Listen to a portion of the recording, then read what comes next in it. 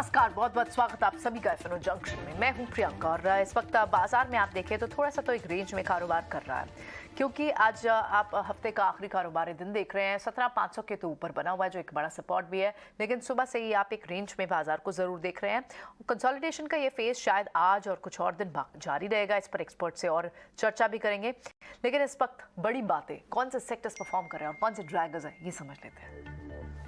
चलिए, इस वक्त जो बड़ी बातें निकल कर आ रही हैं वो पहली पॉइंट कि करीब 100 अंकों के ही दायरा है टोटल रेंज, जिस पर बाजार सुबह से घूम रहा है अब तक लगभग 3-3.5 घंटे से ज्यादा आप देख रहे हैं, वो सिर्फ 100 अंकों का दायरा ही है। 17,500 को भी नहीं छोड़ रहा और 17,600 के ऊपर निकल नहीं पा रहा। लेकिन एक्शन कहाँ है आज? मिड कैप और स्मॉल कैप स्टॉक्स में एक्शन है। इंडेक्स में तो ज्यादा मूवमेंट नहीं है, लेकिन आप मिड कैप को देखें, स्मॉल कैप को देखें तो वहां कई सारे स्टॉक्स में आउट परफॉर्मेंस जारी है। रियलिटी हो, डिफेंस स्टॉक्स हो, यहां पर अच्छी तेजी देखने को मिल रही है। रियल एस्टेट पे इम्पैक्ट आप देख रहे हैं कि पूरे हफ्ते से, इनफैक्ट लास्ट वीक के एंड से ही आपको तेजी दिखने लग गई थी। डिफेंस स्टॉक्स में आज तेजी, आईएनएस विक्रांत की कमिशनिंग हुई है आज और कई सारी डिफेंस की कंपनियों से इसमें कंट्रीब्यूट भी किया है, जिसके चलते आप देख रहे हैं कि आज डिफेंस स्टॉक्स एक्शन में भी है। लेकिन कमजोरी कहां से आ रही है? जो दो पैक सबसे ज्यादा वीक होते हैं, और आज मेटल हो और साथ ही आईटी, इनमें तो आपको कमजोरी दिख रही है। आज थोड़ी सी पीएसयू बैंक से भी कमजोरी दिख रही है।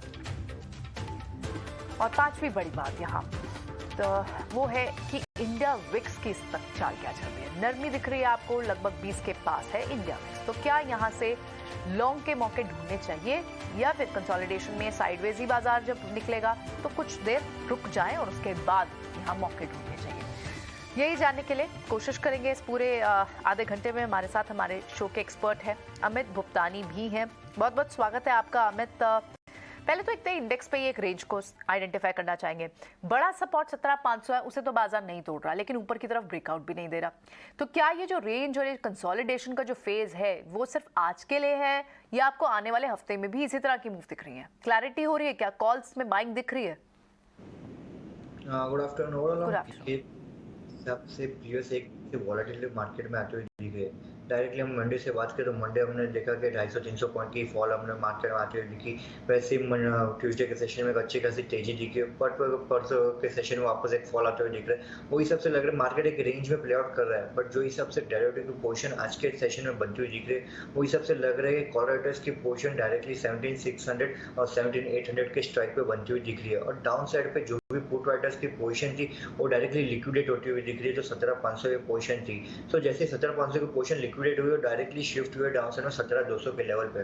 तो अभी मार्केट में एक अच्छी खासी का इंडेक्स में मोमेंटम चाहिए, तो 17,600 के ऊपर अगर निफ्टी स्टेबल हो रहा है तो मुझे लग रहा है कि मार्केट में पुल बैक आते हुए दिख सकते हैं, जो डायरेक्टली 17,800 के लेवल तक जा सकते हैं। बट जैसे इंडिया विक्स का हम देखें तो इंडिया विक्स कंटिन्यूसली 19 के आसपास प्ले आउट करते हुए दिख रहा है। अगर इंडिया विक्स 18.5 के नीचे क्लोजिंग दे रहा है तो मुझे लग रहा है मार्केट में एक स्टेबिलिटी दिखेगी अपसाइड के मोमेंटम के लिए।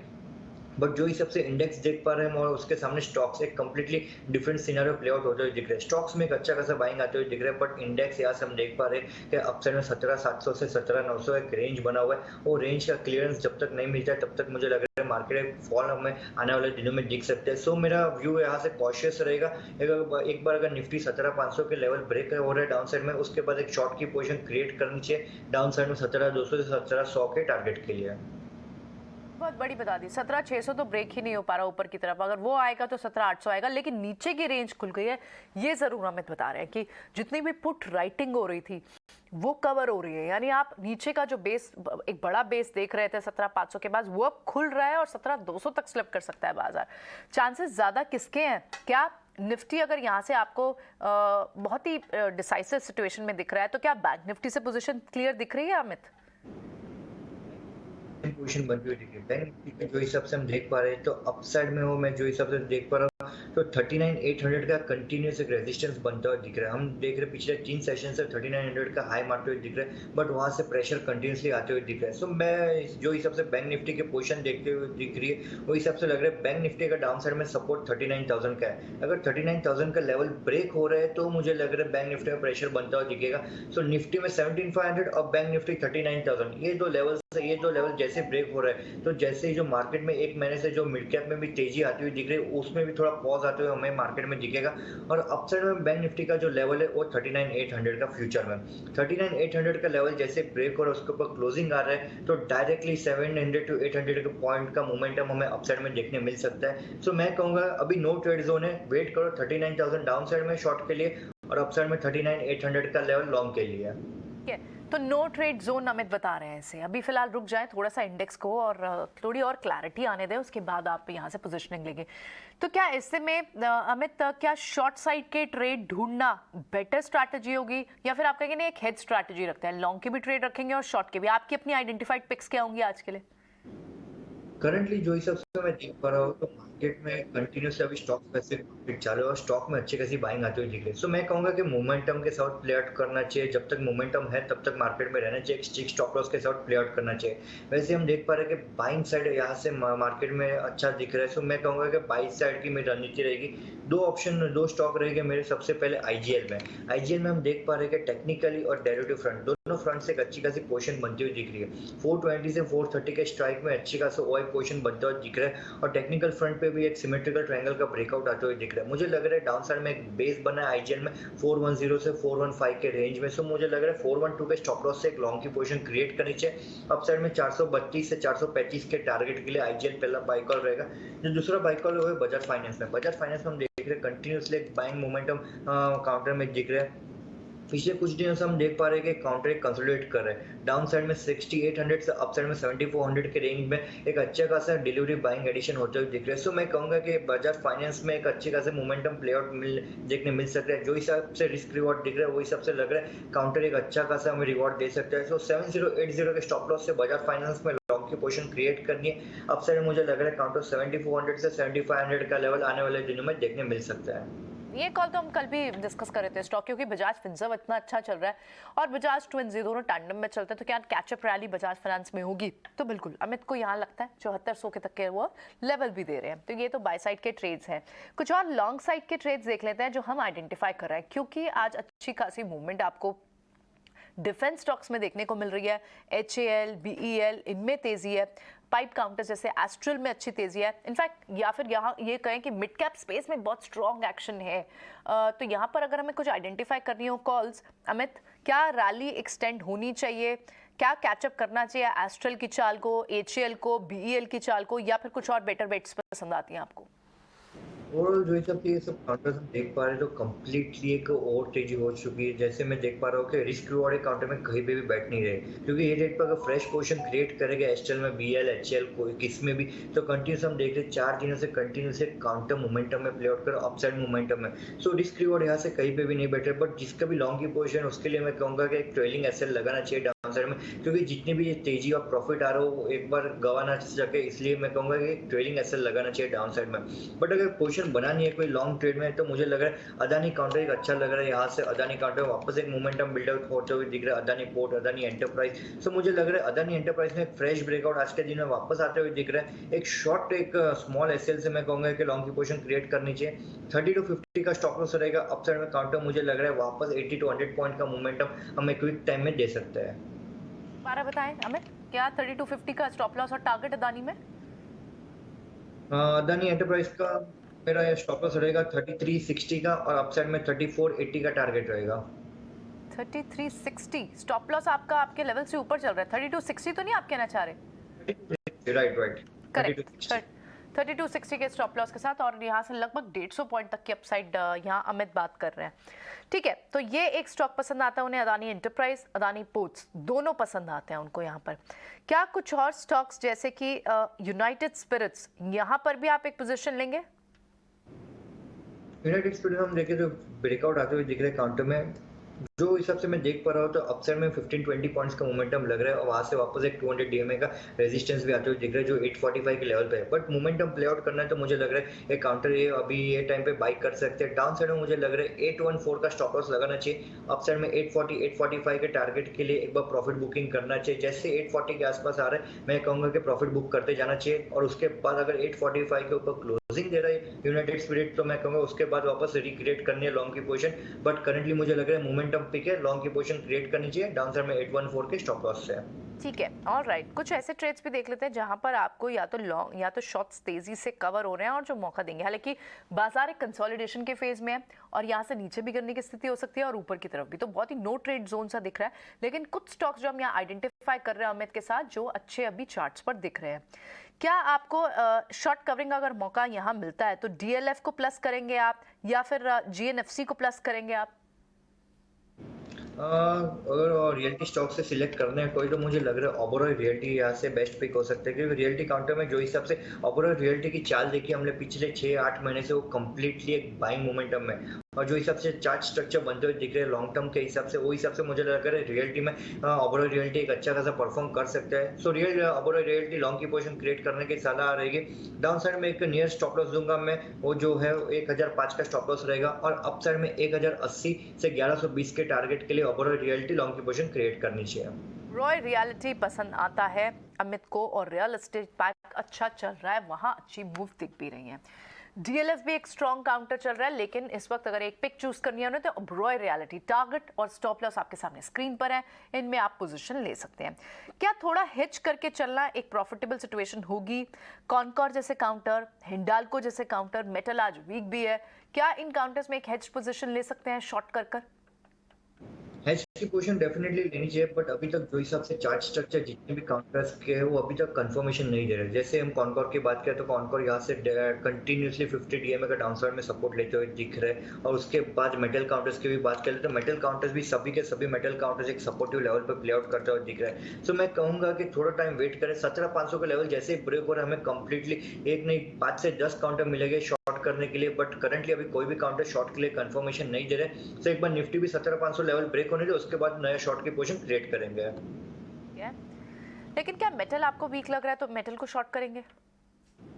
मेटल मुझे वीक नहीं लग रहा है, क्योंकि जो हिसाब से मैं देख पा रहा हूँ तो जेएसडब्ल्यू स्टील की सबसे पहले बात करें तो जेएसडब्ल्यू स्टील कंटिन्यूसली 200 डीएमए का डाउनसाइड में सपोर्ट लेते हुए दिख रहा है, और काउंटर जो हिसाब से मैं देख पा रहा हूँ जो रैली आई थी 550 से 600 के रेंज में, उसके बाद 600 से 650 के रेंज में कंप्लीटली और एक्यूमुलेट होते हुए दिख रहा है, कंसोलिडेट होते हुए दिख रहा है। तो जब तक जेएसडब्ल्यू स्टील डाउन साइड में 640 का लेवल ब्रेक नहीं हो रहा है तब तक एक काउंटर जरा भी आज से शॉर्ट का कंफर्मेशन नहीं दे रहा है। अगर 640 का लेवल ब्रेक हो रहा है उसके बाद एक काउंटर शॉर्ट का कंफर्मेशन दे रहा है, और उसके बाद हम देख पा रहे हैं कि 670 का लेवल अगर जेएसडब्ल्यू स्टील निकल रहा है तो फ्रेश बाइंग में क्रिएट होगा और डायरेक्टली 700 के लेवल तक जाने के चांसेस बनाते हैं। सो मुझे लग रहा है मेटल में अभी तक कंफर्मेशन जरा भी नहीं आ रहा है शॉर्ट के पोजीशन क्रिएट करने के लिए। तो हम कुछ ऐसे काउंटर आइडेंटिफाई करते हैं जो जिन स्पेसेस में अच्छी मूव है, यानी मिड कैप और स्मॉल कैप और जो एफएनओ में भी हो। हमने अभी डिफेंस स्टॉक्स को डिस्कस किया। क्या जीएमआर इंफ्रा यहां से और तेजी दिखाएगा? कॉन्सिडरिंग 8-9% का मूव कल से आज में दिख गया, न्यूज का ट्रिगर भी है, ये एक लॉस मेकिंग यूनिट से अपनी हिस्सेदारी कम कर रहा है, रिड्यूस कर रहा है। तो क्या आपको जीएमआर इंफ्रा में यहाँ इन लेवल्स पर एंट्री फेवरेबल लगती है? एंट्री करनी चाहिए, बट मुझे लग रहा है कि जो हिसाब से मैं देख पा रहा हूँ तो अपसाइड में 3 से 4 पॉइंट का मोमेंटम हमें अपसाइड में देखने मिल सकता है। 42, 43 उसका नियर रेजिस्टेंस है, उसके ऊपर क्लियरेंस होना काउंटर के लिए बहुत डिफिकल्ट हो रहा है। अगर 43 के ऊपर क्लोजिंग आ रहा है वीकली क्लोजिंग, तो मुझे लग रहा है काउंटर स्ट्रांग हो सकते हैं, बट ये जो मोमेंटम है चालू है 3 दिन से, वो लग रहा है मुझे स्ट्रेच कर सकते हैं 42, 43 के लेवल तक। सो मैं कहूँगा 3850 के स्टॉप लॉस से लॉन्ग की पोजीशन क्रिएट करनी चाहिए और स्ट्रिक्ट स्टॉप लॉस रखना है। अगर 3850 ब्रेक हो रहा है तो मैं कहूँगा जिसकी लॉन्ग की पोजीशन है उसको भी पोजीशन एग्जिट करनी चाहिए, प्रॉफिट एक बार के लिए बुक कर देना चाहिए। जो भी नए पोजीशन बना रहे लॉन्ग के उसके लिए 3850 का स्ट्रिक्ट स्टॉप लॉस लगाओ। अपसाइड में 4150, 42 के आसपास आ रहा है, एक बार पोजीशन एग्जिट करके जानी चाहिए। ओके, एक बार के लिए एग्जिट की सलाह यहाँ दे रहे हैं इस स्टॉक में, ठीक है, बिल्कुल अमित। ऐसे में जिन स्टॉक्स में अभी फिलहाल शॉर्ट्स अच्छे बने हुए हैं, मिड कैप आईटी और आईटी तो खैर पूरा ही आपको वीक दिख रहा है। एनर्जी पैक में जेएसडब्ल्यू एनर्जी भी अच्छी मूव दिखा चुका है, लगभग आपके 12-13% चल चुका है पिछले 2-3 दिन में। आज यहाँ पर शॉर्ट इनिशिएट हुए हैं, क्या थोड़ा और थोड़ी शॉर्ट्स बनेंगे सिस्टम में हैं, आपको दिखते हैं? थोड़ा और शॉर्ट बनने के लिए वेट है। 339 का लेवल जैसे ब्रेक हो रहा है उसके बाद डायरेक्टली काउंटर फ्रेश शॉर्ट्स में कन्वर्ट होते हुए दिखेगा। ये जो 3 दिन से मूव आते हुए हम देख रहे पा रहे हैं, उसके बाद ये थोड़ा बहुत कंसोलिडेट होते हुए दिख रहा है, उसके बाद थोड़ा प्रॉफिट बुकिंग दिख रहा है, बट एक प्रॉफिट बुकिंग कंफर्मेशन नहीं है कि डाउन साइड में 338 का लेवल ब्रेक करेगा। देगा। 338 का लेवल ब्रेक हो रहा है, उसके बाद ये शॉर्ट का कंफर्मेशन देगा। बट जो हिसाब से चार्ट स्ट्रक्चर वो हिसाब से लग रहा है काउंटर एक फ्रेश ब्रेकआउट भी दे सकता है। अपसाइड में काउंटर कंप्लीटली पॉजिटिव लग रहा है, क्योंकि लास्ट 6 हफ्ते से हम देखें तो हैवी वॉल्यूम एडिशन होते दिख रहे हैं काउंटर में। ये काउंटर में जैसे भी ऐसे हैवी वॉल्यूम एडिशन होता है, उसके बाद एक अच्छी खासी तेजी हमें आने वाले दिनों में देखने मिलती है। तो मुझे लग रहा है काउंटर में अपसाइड में जो हिसाब से मैं लेवल देख पा रहा हूँ, तो 385 390 के लेवल हमें मिड टर्म में देखने मिल सकते हैं। सो मैं कहूंगा कि लॉन्ग की पोजीशन क्रिएट करनी चाहिए। 338 का एक स्टिक स्टॉप लॉस रहेगा, 338 के स्टॉप लॉस से लॉन्ग की पोजीशन क्रिएट करो अपसाइड में 380 390 के टारगेट्स के लिए। ठीक है। तो यानी आज थोड़ा बहुत वीक दिख भी रहा हो, लेकिन चार्ट्स अभी भी स्ट्रॉन्ग है। इस बीच होटल काउंटर्स, वहां अच्छी मूवमेंट है। हमने देखा था MSCI के फ्लोज आने हैं, इंडियन होटल्स में बड़े फ्लोज आएंगे, वहाँ रीजिग हुआ है, वहाँ तो मूवमेंट है ही। होटल पैक के दूसरे काउंटर्स बहुत अच्छे चल रहे हैं। आज EIH होटल चल रहा है, ये FNO में नहीं है, लेकिन क्योंकि mid cap small cap space में है, अच्छा काउंटर है। इस पर एक व्यू ले लेते हैं अमित का। अमित, EIH होटल क्या व्यू रहेगा? EIH हम देखें कंसल्टेशन ब्रेकआउट आते हुए दिखे आज के दिन में 162 का ब्रेकआउट था। एक हैवी वॉल्यूम एडिशन होते हुए दिख रहा है, वॉल्यूम ब्रेकआउट होते हुए दिख रहा है। मुझे लग रहा है काउंटर में अच्छी खासी तेजी आ गई है, और अपसाइड में जो हिसाब से मैं देख पा रहा हूँ तो 195 एक नियर रेजिस्टेंस है। अगर 195 का क्लियरेंस मिल रहा है तो काउंटर कंप्लीट एक नए रेंज में शिफ्ट होते हुए दिखेगा। तो मैं कहूँगा यहाँ से नई फ्रेश लॉन्ग की पोजीशन जो क्रिएट नहीं करनी है, बट जिसकी भी लॉन्ग की पोजीशन है उसके लिए मैं कहूँगा 174 का एक स्टिक स्टॉप लॉस लगाना चाहिए। 174 का लेवल ब्रेक हो रहा है तो 60-70% प्रॉफिट बुक करना चाहिए। यहाँ प्रॉफिट 60% 70% यानी कुछ पार्शियल प्रॉफिट आप बुक करके जरूर जाएं। एक काउंटर है रेन इंडस्ट्रीज, क्या इस काउंटर में यहाँ से एंट्री लेवल ढूंढने चाहिए? इनमें दोनों का ट्रिगर है, केमिकल स्पेस भी चल रहा है, सीमेंट स्पेस भी चल रहा है, और ये स्टॉक दोनों, ये कंपनी दोनों के कारोबार हैं इसके। तो क्या आपको रेन इंडस्ट्री पसंद आता है? रेन इंडस्ट्रीज में हम देखें तो अच्छे खासे एक वॉल्यूम से काउंटर एक्यूमुलेट होते हुए दिख रहे हैं। मुझे लग रहा है काउंटर में जो हिसाब से रेंज बन रही है वो रेंज एक ब्रेकआउट होने के लिए तैयार हो रहा है। अपसाइड में मुझे लग रहा है 202 का एक ब्रेकआउट है, और डाउन साइड में जो सपोर्ट देख पा रहा हूँ 185 का सपोर्ट है। सो मैं कहूंगा कि थोड़ा थोड़ा एक्यूमुलेट करें, 198 से तो 190 के बीच में थोड़ा थोड़ा एक्यूमुलेट करते जाना चाहिए। और जैसे ही 200 का लेवल पार हो रहा है उसके बाद मुझे लग रहा है काउंटर में एक तेजी दिखेगी, जो 215 220 तक जाने के चांसेस बने थे। बट जितने भी काउंटर्स हम यहाँ पे चर्चा कर रहे हैं, क्योंकि स्पेसिफिकली हम देख रहे हैं कि मिड कैप्स में अच्छी खासी तेजी दिख रही है, बट सभी के सभी काउंटर्स में एक स्टॉप लॉस लगा के काम करना चाहिए। अगर प्रॉफिट आ भी रहा है तो मैं कहूंगा कि पार्शियल प्रॉफिट बुक करते जाना चाहिए, क्योंकि मार्केट जो हिसाब से अभी सिचुएशन में एक रेंज बाउंड सिचुएशन में और दोनों साइड एक मूवमेंट दे सकते हैं। क्योंकि डाउन साइड में अगर 17,500 का लेवल भी ब्रेक हो रहा है निफ्टी में, तो अच्छी खासी गिरावट होते हुए दिखेगी, और जितने प्रॉफिट है वो वाइप आउट होते हुए दिख सकते हैं। तो मैं कहूंगा कि अपसाइड में जैसे पार्शियल प्रॉफिट आ रहा है प्रॉफिट बुक करते जाना चाहिए और स्ट्रिक्ट स्टॉप लॉस लगाना चाहिए। ऑलराइट, तो स्ट्रिक्ट स्टॉप लॉस तो आप यहाँ लगाएं, लेकिन स्टॉप लॉसेस का फायदा IT पैक में नहीं मिल पा रहा है, क्योंकि लगातार ये स्टॉक्स डाउन ट्रेंड पे है। और क्या बड़ी वजह है? आज भी आपको IT सेक्टर पे अच्छा खासा दबाव देखने को मिल रहा है। क्यों ये कमजोरी के ट्रेंड में है? कितनी बड़ी चिंता आपको US मार्केट से, यूरोप मार्केट से? क्योंकि इकोनॉमिक स्लो डाउन है, हायरिंग स्लो डाउन है, हायरिंग में स्लो डाउन है, और इस स्लो डाउन के चलते सबसे पहले जो सेक्टर्स इम्पैक्ट होते हैं ग्लोबली सेक्टर्स, उसमें से एक सेक्टर IT भी आता है। कुछ रिसर्च पूजा ने हमारे लिए की है, एक बार व्यूअर्स को रिसर्च दिखाते हैं IT स्टॉक्स पर स्पेसिफिक। पूजा बताएं।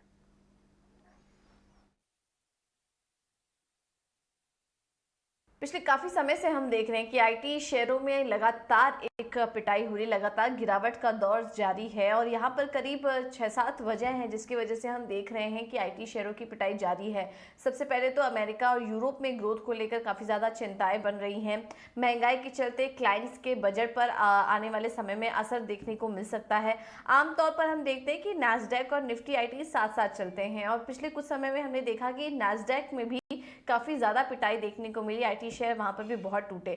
IT सेक्टर के मल्टीपल पर रेवेन्यू ग्रोथ का असर देखने को मिला। सप्लाई साइड दिक्कतों के चलते मार्जिन पर दबाव है, और वेरिएबल पे में देरी से एट्रिशन ऊंचाई पर बना रह सकता है। तो ये तमाम फैक्टर्स हैं जिसकी वजह से हम देख रहे हैं कि IT स्टॉक्स प्रेशर में है। आने वाले अर्निंग्स में इनका माना जा रहा है कि इनके मार्जिन पर और ज़्यादा दबाव देखने को मिल सकता है।